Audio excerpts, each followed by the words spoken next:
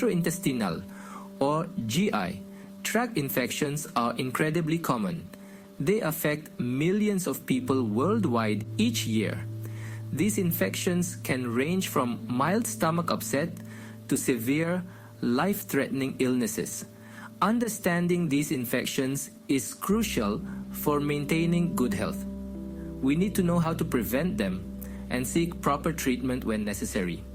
These infections occur when harmful microorganisms invade our digestive system. This can happen through contaminated food or water. Person-to-person contact can also spread these infections. Symptoms vary, but often include diarrhea, vomiting, and abdominal pain. The impact of GI tract infections goes beyond individual discomfort.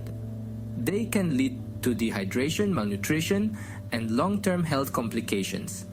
In severe cases, these infections can be fatal, especially in young children and the elderly. By understanding the causes, symptoms, and diagnosis of these infections, we can take proactive steps to protect ourselves and our communities. This knowledge empowers us to make informed decisions about food safety, hygiene, and medical care. The GI tract is a complex system responsible for digesting food and absorbing nutrients. It's like a long, winding tube that starts at the mouth and ends at the anus. Each part of this intricate system plays a vital role in breaking down food and extracting essential nutrients. The journey begins in the mouth, where food is mechanically broken down by chewing and mixed with saliva. The esophagus then transports food to the stomach, where it's churned and mixed with gastric juices. From the stomach, partially digested food enters the small intestine. Here, enzymes break it down further. The small intestine is also where most nutrient absorption occurs. Finally, the remaining waste products move into the large intestine, where water is absorbed and feces are formed. Understanding the anatomy of the GI tract is crucial for understanding how infections take hold. Different pathogens target different parts of the digestive system, causing a variety of symptoms. Knowing this helps doctors diagnose and treat infections more effectively. When it comes to food-related illnesses, it's important to distinguish between food-associated infections and food poisoning. Although both can cause similar symptoms, the underlying mechanisms differ. Food-associated infections are caused by the ingestion of harmful microorganisms such as bacteria, viruses, or parasites. These microorganisms multiply within the digestive tract, leading to illness. Symptoms may take several hours or even days to appear. Examples include Salmonella and E.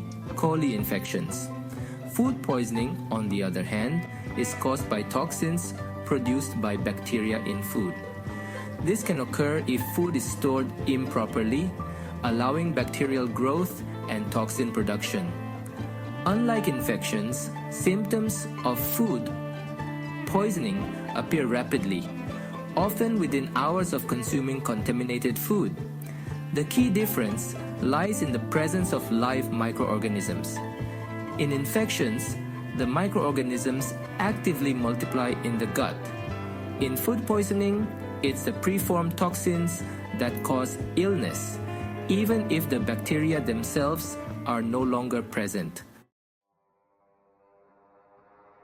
To understand how GI tract infections and poisonings cause havoc, we need to delve into the mechanisms at play. These microscopic invaders have clever ways of disrupting our digestive system. In the case of infections, pathogenic microorganisms enter our bodies through contaminated food or water. They then attach themselves to the lining of the gut, where they multiply and invade tissues. This invasion triggers an immune response, leading to inflammation and the characteristic symptoms of diarrhea, vomiting, and abdominal cramps. Food poisoning, on the other hand, involves the ingestion of preformed toxins produced by bacteria. These toxins, often heat stable, can withstand cooking temperatures and remain potent even after the bacteria are killed. Once ingested, they interfere with normal cellular processes in the gut, leading to rapid onset of symptoms. The severity of symptoms depends on several factors, including the type of pathogen or toxin, the amount ingested, and the individual's overall health. Understanding these mechanisms helps us appreciate the importance of food safety, hygiene, and prompt medical attention when needed. Section 5. The usual suspects, Enterobacteriaceae and common culprits. Among the vast array of microorganisms, Enterobacteriaceae stands out. Found in the intestines, many are harmless or beneficial. However, some cause foodborne illnesses. Escherichia coli or E. coli can cause severe diarrhea and cramps. Salmonella is often linked to contaminated poultry and eggs. Shigella causes shigellosis, marked by bloody diarrhea and fever. These bacteria spread through contaminated food and water. Pathogen strategies and human vulnerability. Pathogens have evolved various strategies to invade the GI tract and overcome our defenses. Understanding these strategies is key to developing effective prevention and treatment.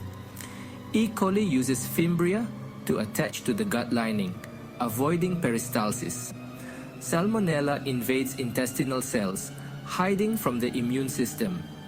Susceptibility depends on age, health, and gut microbiome integrity. Section 7. Tiny weapons, big impact. Toxins and their devastating effects. Some bacteria produce toxins, powerful molecules that can wreak havoc on our bodies. These toxins are often the culprits behind the severe symptoms associated with food poisoning. One well-known example is the botulinum toxin produced by the bacterium Clostridium botulinum. This toxin, considered one of the most potent known to science, blocks nerve signals, causing paralysis. Even tiny amounts can be fatal. Another group of toxins that frequently cause food poisoning are enterotoxins.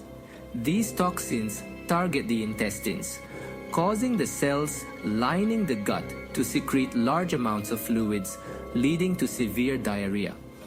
Examples include cholera toxin and the toxins produced by some strains of E. coli.